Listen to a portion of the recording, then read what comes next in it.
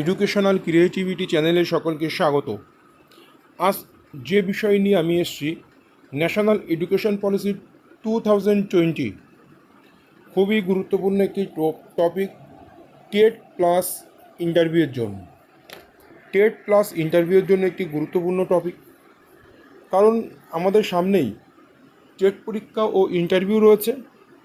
কারণ সকলে জানো যে ইন্টারভিউ নেওয়ার জন্য একটি পদক্ষেপ চলছে। 2022 স্টেট পাস ঐক্যমঞ্চের নেতৃত্বে একটি পদক্ষেপ চলছে, বিকাশ ভবন যাওয়া, পশ্চাৎ অফিসে যাওয়া, আন্দোলন করা।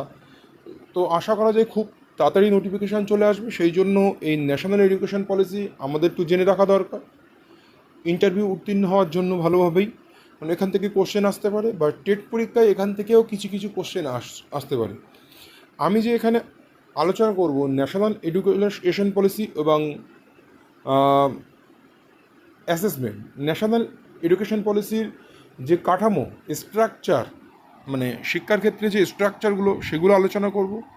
ন্যাশনাল এডুকেশন পলিসি এবং RTI অ্যাক্ট, রাইট টু এডুকেশনের মধ্যে কী কী ডিফারেন্স আছে, সে সমস্ত বিষয়গুলো বিস্তারিত আমি আলোচনা করব। বা কী কী নিয়মকানুন ছিল, বা কী কী কাঠামো ছিল, কিছু কিছু পরিবর্তন হলো, সেগুলো আমি বলবো। বিস্তারিত ভিডিওটি শেষ পর্যন্ত দেখুন, আপনারা বুঝতে পারবেন। আর নোট আমি অবশ্যই আপনাদের সবাইকে একত্রিত করে এই নোটগুলো আমি গুগল ক্রোমের মাধ্যমে একটা ফাইল করে আপনাদেরকে দিয়ে দেবো, গুগলে একটি ফাইল করে। আপাতত আপনারা এই ভিডিও দেখে আপাতত নোটসগুলো পড়ে রাখুন একবার করে। আমি ঠিক আপনাদের নোটগুলো প্রদান করে দেব, তাহলে আপনাদের পরীক্ষার আগে একবার চোখ বুলিয়ে নিলে সুবিধা হবে। আপাতত ভিডিও দেখে আপনারা একটু বুঝে নিন ম্যাটারটা। প্রধানমন্ত্রী শ্রী নরেন্দ্র মোদীর সভাপতিত্বে কেন্দ্রীয় মন্ত্রিসভা 29শে জুলাই 2020 জাতীয় শিক্ষানীতি অনুমোদন করেছেন। এই নীতি 1986 সালের 34 বছর বয়সী শিক্ষানীতি প্রতিস্থাপন করেন। 1986 সালে যে জাতীয় শিক্ষানীতি হয়েছিল, সেটার প্রতিস্থাপন এই 2020 সালের জাতীয় শিক্ষানীতি। প্রারম্ভিক ও শৈশব যত্ন শিক্ষার উপর জোর দিয়ে 3টি পর্যায়ে এটাকে ভাগ করা হয়েছে, সামঞ্জস্যপূর্ণ করা হয়েছে। একটা হচ্ছে 3 থেকে 8, 8 থেকে 11, 11 থেকে 14 ও 14 থেকে 18 বছর বয়সের সাথে সাথে সামঞ্জস্যপূর্ণ একটি 5+3+3+4 পাঠ্যক্রমের কাঠামো তৈরি করে।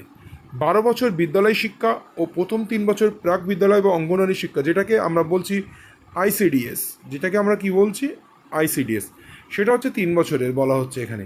আর 12 বছর বিদ্যালয় শিক্ষা, বিদ্যালয়ে যাওয়ার আগে প্রাক বিদ্যালয় 3 বছর, যেটাকে অঙ্গনওয়াড়ি। তাহলে এই আমাদের যেমন 10+2 ছিল, 10+2, তেমনি এখন চলে আসছে 5+3+3+4। NCERT 8 বছর বয়স পর্যন্ত শিশুদের জন্য প্রাথমিক শৈশব যত্ন এবং শিক্ষার জন্য একটি জাতীয় পাঠ্যক্রম, শিক্ষাগত কাঠামো, national curriculum and pedagogical framework of early childhood care and education তৈরি করবে। ECCE অঙ্গনওয়াড়ি প্রাক বিদ্যালয় সহ প্রতিষ্ঠানগুলির একটি উল্লেখযোগ্যভাবে প্রসারিত শক্তিশালী ব্যবস্থাপনার মাধ্যমে বিতরণ করা হবে, যেখানে শিক্ষক এবং অঙ্গনওয়াড়ি কর্মীরা ECCE শিক্ষা ও পাঠ্যক্রমে স্বীকৃত হবে। যেটাকে বলা হচ্ছে ECCE, কথার অর্থ হলো early childhood care and education. এই ECCE কথার ফুল ফর্ম কী? টেট পরীক্ষায় আসতে পারে বা ইন্টারভিউ ধরতে পারে, যেটাকে ন্যাশনাল এডুকেশন পলিসির সঙ্গে যুক্ত। ভিত্তিগত সাক্ষরতা, ফাউন্ডেশনাল লিটারেসি বা নিউমেরেসি, এটাকে বলা হচ্ছে FLN। ভিত্তিগত সাক্ষরতা এবং সংখ্যার উপর জোর দেওয়া। রাজ্যগুলি 2025 সালের মধ্যে গ্রেড 3 এর মধ্যে সমস্ত শিক্ষার্থীর জন্য সমস্ত প্রাথমিক বিদ্যালয়ে সর্বজনীন মৌলিক সাক্ষরতা ও সংখ্যাতা অর্জনের জন্য একটি বাস্তবায়ন পরিকল্পনা করেন, যেখানে বলা হয়েছে গ্রেড 3 মধ্যে, 3য় শ্রেণীর মধ্যে একটি শিশু সঠিকভাবে কোনো কিছু পড়তে শিখবে, সে লিখতে শিখবে, বা গাণিতিক নিয়মাবলীগুলো, সংখ্যাগুলো যে চিনবে। এটাই হচ্ছে 2020 সালের ন্যাশনাল এডুকেশন পলিসির মূল উদ্দেশ্য, যেটা 2025 সালের মধ্যে অ্যাচিভ করতে হবে। গ্রেড 3 বলতে 3য় শ্রেণীর কথা এখানে বলা হয়েছে। ভিত্তিগত সাক্ষরতা এবং সংখ্যার উপর জোর দেওয়া আছে। রাজ্যগুলি 2025 সালের মধ্যে গ্রেড 3, মানে 3য় শ্রেণীর মধ্যে FLN এফএলএন হচ্ছে ফাউন্ডেশনাল লিটারেসি অ্যান্ড নিউমারেসি, যেটাকে বলা হচ্ছে ভিত্তিগত সাক্ষরতা এবং সংখ্যার উপর জোর দেওয়া হয়েছে। এবার আসি স্কুল পাঠ্যক্রম এবং শিক্ষাবিদ্যা সংস্কার। Reforms in school curriculum and pedagogy. বিদ্যালয়ের পাঠ্যক্রম ও বিদ্যার লক্ষ্য হবে শিক্ষার্থীদের 21 শতকের মূল দক্ষতার সাথে সজ্জিত করার মাধ্যমে পাঠ্যক্রমের বিষয়বস্তু হ্রাস করে প্রয়োজনীয় শিক্ষা ও সমালোচনামূলক চিন্তাভাবনার বৃদ্ধি করে এবং অভিজ্ঞতামূলক শিক্ষার উপর অধিকতর ফোকাস করে তোলা। শিক্ষার্থীদের মধ্যে প্রয়োজনীয় শিক্ষা ও সমালোচনামূলক চিন্তাভাবনা বৃদ্ধি করতে হবে এবং অভিজ্ঞতামূলক শিক্ষার উপর অধিকতর ফোকাস আনতে হবে। শিক্ষার্থীদের নমনীয় বিষয় পছন্দ বৃদ্ধি হবে। কলা ও বিজ্ঞানের মধ্যে পাঠ্যক্রমিক কারিকুলাম ও পাঠ্য বহির্ভূত কো কারিকুলাম ক্রিয়াকলাপের মধ্যে বৃত্তিমূলক একাডেমিক স্ট্রিমগুলোর মধ্যেও কোনো কাঠামো বিভাজন থাকবে না। কারিকুলাম কো কারিকুলাম, যেটাকে বলছে স্কলাস্টিক অ্যান্ড কো স্কলাস্টিক, এই দুটি বিষয়ের মধ্যে যেগুলো বৃত্তিমূলক আছে বা বিষয়ভিত্তিক আছে, একাডেমিক স্ট্রিম আছে, তাদের মধ্যে কোনো বিভাজন থাকবে না। সবাই ইন্টিগ্রেটেড হবে, একে অপরের মধ্যে মিশে থাকবে। Important, multilingualism and power of language. Multilingualism and power of language. NEP 2020 মাতৃভাষা ও স্থানীয় ভাষা আঞ্চলিক ভাষার উপর জোর দেওয়া হয়েছে কমপক্ষে গ্রেড 5 পর্যন্ত, পঞ্চম শ্রেণী পর্যন্ত এটা জোর দেওয়া হয়েছে। তবে বিশেষ গ্রেড 4 এবং তারপরেও ত্রিভাষা সূত্র সহ শিক্ষার্থীদের জন্য একটি বিকল্প হিসাবে স্কুল এবং উচ্চশিক্ষার সমস্ত স্তরে সংস্কৃত দেওয়া হবে, সংস্কৃতকে শিক্ষা দেওয়া হবে এবং ত্রিভাষা সূত্রের কথা কিন্তু এখানে বলা হয়েছে। ভারতের অন্যান্য ধ্রুপদী ভাষা ও সাহিত্য বিকল্প হিসেবে পাওয়া যাবে। ধ্রুপদী ভাষা বলতে যেগুলো আমরা প্রাচীনকালে যে সমস্ত ভাষাগুলো বলা হচ্ছে বা সেই সমস্ত ভাষার কথা এখানে বলা হচ্ছে ধ্রুপদী ভাষার সঙ্গে যুক্ত। কোনো শিক্ষার্থীর উপর কোনো ভাষা চাপিয়ে দেওয়া হবে না, কোনো শিক্ষার্থীর উপরে কোনো ভাষা চাপিয়ে দেওয়া হবে না। ত্রিভাষা সূত্র বলতে এখানে বলা হচ্ছে যে সে তার মাদার টাং শিখবে 1 নম্বর, 2 নম্বরে সে শিখবে হচ্ছে ইংরেজি শিখবে, 3 নম্বরে সে যে কোনো একটি ভাষা সে এখানে কিন্তু শিখবে। এখানে হিন্দি প্রিফার দেওয়া যেতে পারে ইন্ডিয়ার ক্ষেত্রে। একটি শিশুর ভাষা শেখানোর জন্য একটি সম্পদ ও কৌশল হিসেবে ব্যবহার করা যেতে পারে। মাল্টিলিঙ্গুয়ালিজম হচ্ছে বহুভাষিক কেন্দ্রিক। একটা শিশু যদি অনেকটি ভাষা জানে তাকে সম্পদ হিসেবে ধরা হবে। ন্যাশনাল এডুকেশন পলিসি অনুযায়ী যেটা বলা হয়েছে সেটা কি সমস্ত এডুকেশনের ক্ষেত্রে রাইট টু এডুকেশন অ্যাক্ট বা যে কোনো জায়গায় আমরা বলি না কেন, এটাকে হচ্ছে ন্যাশনাল এডুকেশন পলিসি 1986তেও বলা হয়েছে সম্পদ। এইভাবে এটি উপসংহারে পৌঁছেছে যে বহুভাষিকতা একটি নীতি, সম্পদ ও কৌশল হিসেবে উভয় স্কুলে ভাষা শিক্ষার বিষয়ে জাতীয় শিক্ষানীতি 2020 ক্ষেত্রে সত্য, যেটা আমি বললাম। এরপরে আসি NEP and assessment, national education policy এবং মূল্যায়ন। এনইপি 2020 সমষ্টিগত মূল্যায়নের থেকে নিয়মিত গঠনমূলক মূল্যায়নের দিকে স্থানান্তর কল্পনা করে, যা দক্ষতা ভিত্তিক এবং শেখার বিকাশকে উৎসাহিত করে এবং বিশ্লেষণ, সমালোচনামূলক চিন্তাভাবনা, ধারণাগত স্বাচ্ছতার মতো উচ্চক্রমের দক্ষতা, হায়ার অর্ডার স্কিল পরীক্ষা করে। তাহলে নিপ কি বলছে? সমষ্টিগত মূল্যায়নের চেয়ে গঠনমূলক মূল্যায়ন, সামাটিভের চেয়ে ফর্মেটিভের উপরে গুরুত্ব দিচ্ছে নিপ। ফর্মেটিভ ইভ্যালুয়েশনের উপরে গুরুত্ব দিচ্ছে নিপ। ও এখান থেকে সে হায়ার অর্ডার স্কিল পরীক্ষা করবে বা যার হায়ার অর্ডার স্কিল কী আছে সেটাকে স্বচ্ছভাবে ধারণা পাবে। এই ন্যাশনাল এডুকেশন পলিসি অ্যাসেসমেন্টের মূল লক্ষ্য। সমস্ত শিক্ষার্থীদের 3, 5 ও 8 গ্রেডের স্কুল পরীক্ষা দেবে, যা যথার্থ কর্তৃপক্ষ দ্বারা পরিচালিত হবে। 3 মানে 3য় শ্রেণী, 5 মানে 5ম শ্রেণী, 8 মানে 8ম শ্রেণী পর্যন্ত। গ্রেড 10 ও 12-র জন্য বোর্ড পরীক্ষা অব্যাহত থাকবে। যে মাধ্যমিক উচ্চ মাধ্যমিক যে পরীক্ষা আছে না, এখানে 3য় শ্রেণী, 5ম শ্রেণী, 8ম শ্রেণী এটাকে একটা ডেডলাইন হিসেবে ধরা হবে। যেমন যে পরীক্ষাটা হয় না স্যাসের পরীক্ষা, 3য় শ্রেণী, 5ম শ্রেণী বা 8ম শ্রেণী, এই যে একটা ডেডলাইন হিসেবে ধরা হবে এটাকে। আর বোর্ডের যে পরীক্ষা মাধ্যমিক উচ্চ মাধ্যমিক সেটা বহাল থাকবে। তো লক্ষ্য হিসেবে সামগ্রিক উন্নয়নের সাথে পুনরায় ডিজাইন করা হবে একটি নতুন জাতীয় মূল্যায়ন কেন্দ্র ও পারক কি? পারকটা জানতেই হবে আমাদেরকে। সম্পূর্ণতামূলক উন্নয়নের জন্য জ্ঞানের পারফরমেন্স অ্যাসেসমেন্ট রিভিউ বিশ্লেষণ। পারকের full form performance assessment review and analysis of knowledge for holistic development. Holistic development মানে সামগ্রিক উন্নতি। এটি স্ট্যান্ডিং সেটিং বডি হিসাবে বিবেচনা করা যেতে পারে। এবার আসি equitable and inclusive education NEP. Equitable and inclusive education of Nip.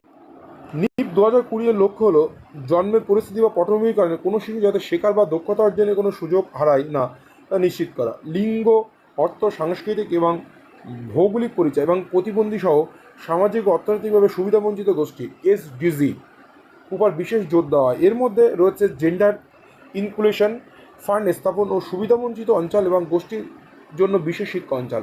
বিশেষ শিক্ষা অঞ্চল বা এই যারা পিছিয়ে পড়া তাদের জন্য ইনক্লুসিভ এডুকেশনের কথা বলছে।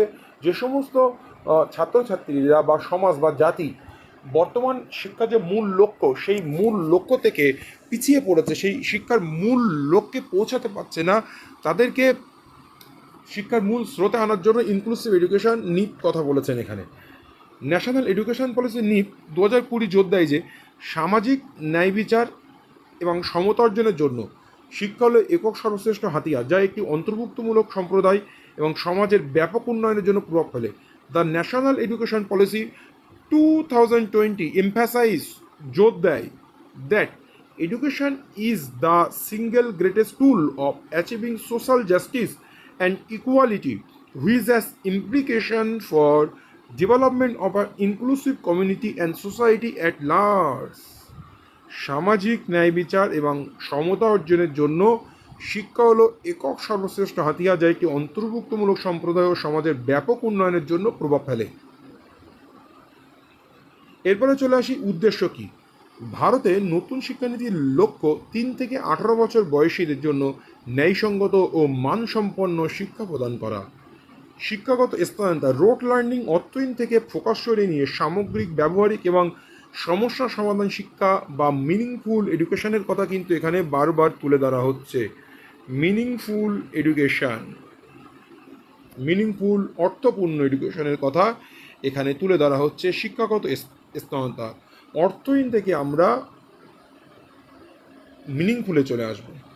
ভাষা 3 ভাষা সূত্র প্রয়োগ করে আঞ্চলিক ভাষার উপর জোর দেওয়া, হিন্দি ও ইংরেজি। গ্রেড 1 to 5 আঞ্চলিক ভাষার উপর জোর দেওয়া হবে। গ্রেড 1 to 5 কোন কোন ভাষার উপরে জোর দেওয়া এখানে হবে সেটা দেখতে বলা হয়েছে। গ্রেড 1 to 5 আঞ্চলিক ভাষার উপরে জোর দেওয়া হবে। আমার আঞ্চলিক ভাষা বাংলা, তাহলে বাংলার উপরে জোর দেওয়া হবে, তারপরে হিন্দি ও ইংরেজি সে শিখবে। এবার আসি পাঠ্যক্রম পরিবর্তন। মৌলিক ধারণা, দক্ষতা এবং বহুবিভাগীয় জ্ঞানকে অগ্রাধিকার দিতে পরিমার্জিত পাঠ্যক্রম এবং পাঠ্যক্রম ও সহপাঠ্যক্রমের মধ্যে কোনো পার্থক্য থাকবে না। পাঠ্যক্রম এবং সহপাঠ্যক্রম মার্জ হয়ে যাবে এখানে, কারণ পাঠ্যক্রমের মধ্যে দিয়ে সহপাঠ্যক্রমিক কার্যাবলীগুলো সম্পন্ন করা হবে আর সহপাঠ্যক্রমিক কার্যাবলীগুলির মধ্যে দিয়ে পাঠ্যক্রমের সম্পন্ন করা যেতে পারে। এরপরে আসি নিপ 2023 শিক্ষার্থীদের শিক্ষাকে 4টি পর্যায়। নিপের যে শিক্ষার্থীর যে পর্যায়কে ভাগ করেছে সেটা খুবই কিন্তু একটি গুরুত্বপূর্ণ টপিক। প্রথম স্টেজ ফাউন্ডেশনাল স্টেজ, ভিত্তি পর্যায়, যেটা হবে 5 বছর পর্যন্ত, 5ম শ্রেণী পর্যন্ত। শিক্ষার 5টি গঠনমূলক বছর, যার মধ্যে 3 বছর অঙ্গনওয়াড়ি, প্রাক প্রাথমিক ও বালটিকা এবং প্রথম ও দ্বিতীয় শ্রেণী। তাহলে 3 বছর হচ্ছে বালটিকা। বালটিকা কি সেটা জানতে হবে। অঙ্গনওয়াড়ি যেটা আইসিডিএস যেটা বলা হচ্ছে সেটাকে বলা হচ্ছে বালটিকা। এটি শক্তিশালী শিক্ষাগত ভিত্তি এবং প্রয়োজনীয় দক্ষতা বৃদ্ধির উপর জোর দেওয়া হয়। এবার হচ্ছে প্রিপারেটরি স্টেজ, তাহলে ওটা 5 বছর, 3 বছরের অঙ্গনওয়াড়ি, আইসিডিএস আর প্রথম ও দ্বিতীয় শ্রেণীকে নিয়ে। এরপরে আসি প্রিপিটারি স্টেজ, প্রিপারেটরি স্টেজ, প্রস্তুতিমূলক পর্যায়ে, যেটাকে বলা হয় 3 বছর, ওই 5 বছর পরে 3 চলে আসছে। এবার 5, 3, 3, 4 যেটা বলা হয়েছে। প্রস্তুতিমূলক পর্যায়ে 3 বছর, গ্রেড 3 থেকে 5 পর্যন্ত। এই বছরগুলি শিক্ষার মধ্যবর্তী এবং মাধ্যমিক পর্যায়গুলি ভিত্তি স্থাপন করে একটি দৃঢ় একাডেমিক ভিত্তি তৈরি করার এবং আরও উন্নত বিষয়গুলির জন্য শিক্ষার্থীদের প্রস্তুত করার উপর দৃষ্টি নিবদ্ধ করে। মিডিল স্টেজ 3 বছর, মিডিল স্কুল স্টেজ 6 থেকে 8 গ্রেড পর্যন্ত এবং ছাত্রদের একটি বিস্তৃত শেখার অভিজ্ঞতা প্রদান করে, যা মাধ্যমিক শিক্ষার দিকে এটি সোপান হিসেবে কাজ করে। এই পর্বে শিক্ষকরা বর্ধিত সমালোচনামূলক চিন্তাভাবনা ও বিশ্লেষণাত্মক দক্ষতার সাথে শিক্ষার্থীদের সজ্জিত করা থেকে মনোনিবেশ করে। এবার হচ্ছে সেকেন্ডারি স্টেজ, মাধ্যমিক পর্যায়ে 4 বছর, 5+3+3+4 শিক্ষাগত মডেলের চূড়ান্ত স্তর হলো মাধ্যমিক পর্যায়, যা 9 থেকে 12 গ্রেড পর্যন্ত। এই বর্ধিত সময়কাল শিক্ষার্থীদের গভীরভাবে বিষয় অন্বেষণ, দক্ষতা ও বিশেষীকরণ এবং সামগ্রিক বিকাশের জন্য আরও সময় দিয়ে থাকে। এগুলো একটু মুখস্থ মতো করে নেবেন। এবার আসি 5+3+3+4 কাঠামোর তাৎপর্য কী, গুরুত্ব। Holistic cognitive growth. Holistic cognitive growth means বলা হচ্ছে সামগ্রিক জ্ঞানমূলক বৃদ্ধি, সামগ্রিকভাবে বিকাশ হবে। এখানে বলা হচ্ছে পাঠক্রমিক, স্বপাঠক্রমিক, অন্বেষণমূলক দক্ষতা, চিন্তাভাবনা, সমালোচনামূলক দক্ষতা, হায়ার স্কিল বৃদ্ধি, এগুলো সব কিছুই। Optimising schooling phase. অপটিমাইজিং বলতে অপটিমাইজ করা বা স্কুলিং ফেজ, যে স্কুল লেভেলে পড়াশুনো করবে সেই সমস্ত আশাবাদী হওয়া, সেই স্কুল লেভেলে যা কিছু শিখবে নিজের মধ্যে অপটিমাইজ করতে পারবে। Right two education. Right two education 6 থেকে 14 বছর বয়সের পরিবর্তে 3 থেকে 18 বছর বয়সে সমন্বয় করে কাঠামো সক্রিয়ভাবে শিক্ষার প্রাথমিক উন্নয়ন। রাইট টু এডুকেশনে বলা হয়েছে 6 থেকে 14 বছরের বয়সের পরিবর্তে 6 থেকে 14 বছর পর্যন্ত, আর এখানে দেওয়া হয়েছে 3 থেকে 18 বছর পর্যন্ত। Improve student retention. স্টুডেন্টের যে রিটেনশন, ধরে রাখা, পড়াশোনার মধ্যে তাদেরকে ধরে রাখা, তারা ড্রপ আউট হয়ে যায় মাঝে মধ্যে, সেটা না করে তাদেরকে রিটেনশন বা ধরে রাখার ক্ষমতাকে তাদেরকে ধরে রাখা, রিটেনশন করা, বা কোনো কিছু মনে রাখার কথাও এখানে বলা হচ্ছে, মনে রাখার দক্ষতা বৃদ্ধি করা। Versatile benefits. এখানে বিভিন্ন রকম ভার্সাটাইল মানে কি, বিভিন্ন ধরনের উপকার। Positive impact on literacy. Literacy মানে কি, সাক্ষরতার উপরে একটি পজিটিভ ইম্প্যাক্ট পড়বে, ধনাত্মক প্রভাব পড়বে। সাক্ষরতা বলতে এখানে কি বলছে, রিডিং এবং রাইটিংয়ের উপরে জোর দেওয়া হয়েছে। রিডিং আর রাইটিং সাক্ষরতা বলতে। ফরওয়ার্ড লুকিং অ্যাপ্রোচ, সামনের দিকে এগিয়ে যাওয়ার নীতি। Comprehensive preparation. কম্প্রিহেনসিভ মানে কি, বোধগম্য প্রিপারেশন, প্রস্তুতিমূলক কোনো কিছুকে ভালোভাবে বোঝা, কম্প্রিহেন্স করা। ন্যাশনাল ডেভেলপমেন্ট, জাতিগত উন্নয়ন।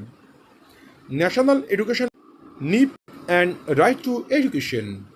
এখানে সবচেয়ে গুরুত্বপূর্ণ হলো 6 বছর বয়সের প্রত্যেক ছাত্রছাত্রীদের বিনা বেতনে বাধ্যতামূলক শিক্ষার কথা বলা হয়েছিল রাইট টু এডুকেশনে। সেটার ধারণা থেকে বেরিয়ে এসে নতুন শিক্ষানীতি অনুযায়ী 3 থেকে 18 বছর বয়সের সকল ছাত্রছাত্রীদের বিনা বেতনে বাধ্যতামূলক শিক্ষার কথা বলা হয়েছে। যেহেতু 10+2 কাঠামোর পরিবর্তন হয়ে 5+3+3+4 হয়েছে, যেটা আমি একটু আগেই বলেছি। স্থানীয় শিক্ষক বা স্থানীয় ভাষার সাথে পরিচিত ব্যক্তিদের নিয়োগের জন্য বিশেষ মনোযোগ দেওয়া। প্রতিটি স্কুল স্তরে 3:1 এর নিচে একটি ছাত্র শিক্ষক অনুপাত পিটিআর নিশ্চিত করা, অর্থাৎ সামাজিক সুবিধা বঞ্চিত এলাকাগুলি প্রচুর পরিমাণে শিক্ষার্থী 25:1 এর নিচে পিটিআর লক্ষ্য রাখবে, নীতি নির্ধারণ করবে। তাহলে 30:1 যেটা প্রতিটি স্কুলে রাখতে হবে, কিন্তু যেখানে পিছিয়ে পড়া সেখানে রাখতে হবে 25:1। এই হলো ন্যাশনাল এডুকেশন পলিসি বিস্তারিত। Subscribe my YouTube channel education creativity এবং বেল আইকনটি প্রেস করবেন। তারপরে যে ভিডিওটি দিলাম সেই ভিডিওর অবশ্যই পিডিএফ আপনারা পেয়ে যাবেন, পরবর্তী কোনো ভিডিওতে একত্রিত হয়ে পেয়ে যাবেন। আমার টেলিগ্রাম চ্যানেলে যুক্ত থাকেন, সেখানেও আমি নোটস দিয়ে দেবো। আর এই ভিডিওর সব শেষে কমেন্ট বক্সে আমি কিন্তু আমার টেলিগ্রামের লিঙ্ক কিন্তু দিয়ে রাখবো। আর আপনাদের কোনো সুবিধা অসুবিধা অবশ্যই কমেন্ট বক্সে কমেন্ট করে জানাবেন। ধন্যবাদ।